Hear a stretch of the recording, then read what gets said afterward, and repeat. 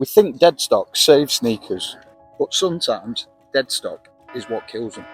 Leather dries out, glue weakens, midsoles crack, air bubbles burst or pop, cloud up. Nobody ever told me any of these things, so let me learn you. If you're just starting out collecting Air Max 90s. I was late to sneaker collecting, and I've only been collecting probably just over 5 years, 5 or 6 years, something like that. When I first started out, it was like I had this great idea of collecting all these rare Air Max 90s that I could just leave up in the attic or in the cupboard and pull them back out in like 20 years, and everyone would be like, oh my god, look at these, they're so amazing. And then I could put them on my feet, walk out knowing that nobody else is probably wearing the same pair that I've got. Like, craziness thinking about it now, how I used to feel just a short time ago, 5 years. I can't remember how it came about, but I saw a video online of a midsole cracking or someone running the thumb through it, and it used to just peel away and disintegrate into nothing. And I was like, oh my god. At this stage, I'd already collected probably like a third of my collection. I probably had over 100 pairs. Some of them really rare, some of them that I spent a lot of money to get as well.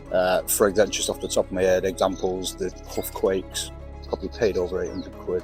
Bacon, OG 2004, 700 quid, amongst others. And I bought all these like thinking I was being cool, and actually turned out to be a load of rubbish, because if I was to decide now to wear those sneakers, I'm just at major risk and popping, breaking, crumbling, all of the above. So I'm almost scared to put them on, because you run the risk now, because they've not been worn and they've been dead stock for, nearly 20 years. Put them on and they crack. That's £700 gone, disappeared, lost money. And then the flip side of that, how could you ever sell or make money on a £700 investment on sneakers by someone knowing full well that they're not going to be able to wear them and they're probably going to crack and disintegrate? The only people you can sell to are collectors,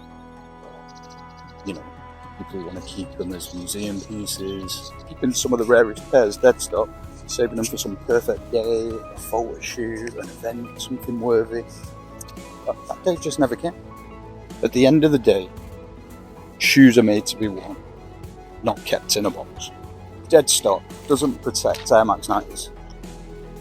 It robs you and them of all the great memories and stories that you could make by wearing them. And that's the real danger.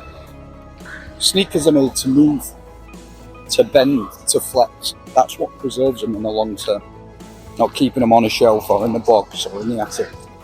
When it came to buying some of the rare repairs, I thought I was buying a piece of history that I could flaunt further down the line. But after the buzz wore off, all I felt was fear. Too scared to wear them, too scared to sell them. Every time I opened the box, worried that I'd find them crumbling inside. The shoe didn't belong to me anymore. I belonged to it. That's not the way it's supposed to work. Dead stock doesn't protect your dreams. It traps them and you.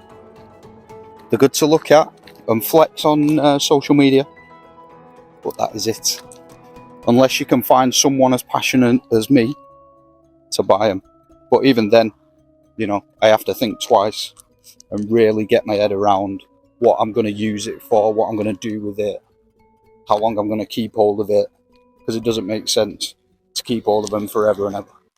Now, don't get me wrong, I still buy dead stock. I'm getting more and more, especially with the rare repairs, into buying them pre-owned, because some of the rarer ones, like pre-2015, even as early as 10 years, they could cost you anything from £400 up, and I'm just not prepared to pay that for a pair that I'm not going to be able to wear without them running the risk of them crumbling or disintegrating or popping. I'm just not going to do it. So I'd rather spend a tenth of the money getting a pre-owned good condition pair. And I tend to be doing that more and more these days. Plus side of that is I get to wear them as well. Instead of just having all these sneakers that I never wear because they're dead stock, I actually get to make a few memories.